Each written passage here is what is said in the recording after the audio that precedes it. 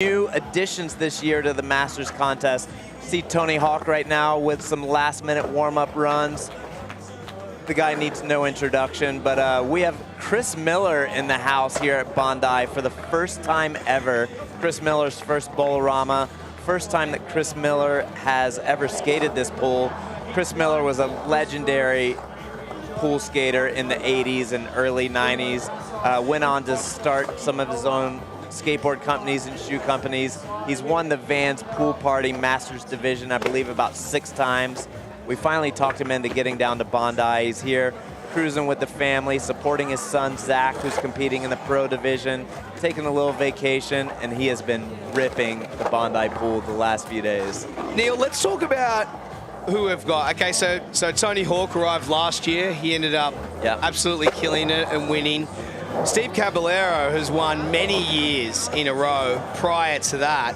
And now we've got Chris Miller.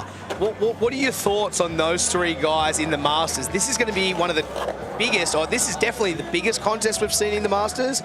What do you think is going to be expected? I think the battle's going to be between Hawk and Miller. But there's one guy who I think is going to be the dark horse. I think Nicky Guerrero from Denmark is the dark horse. Nicky killed it last year, ended up 3rd on the podium in Masters, and he could have even placed higher last year. So I think Nicky Guerrero is going to be the dark horse if Hawk or Miller blow it, but I think that's going to be the battle. Cab is ripping. Cab is always super consistent. He's just so solid. You know he's going to make his runs.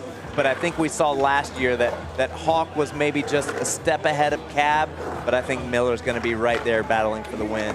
Yeah, absolutely.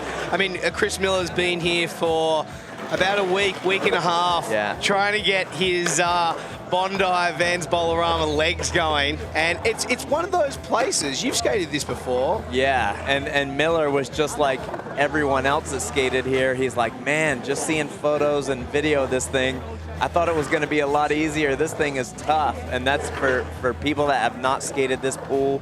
This thing is harder than it looks. The waterfall going from the shallow to the deep end is really, really steep. You know, this bowl is over 11 years old, so the coping is just gnarly and gritty. You see Salba and the guys spraying it down every couple runs. This thing is just, it is a lot harder to skate than it looks. Speaking of Salba, we just saw him, I think it was his first run before, backside roll into the deep end, which was pretty legit. I'm glad to see him down here skating in the pool. Yeah, so Salba is, when it comes to pool skating, that guy is just legendary when it comes to that. Guy has been jumping fences, skating backyard pools in the Badlands.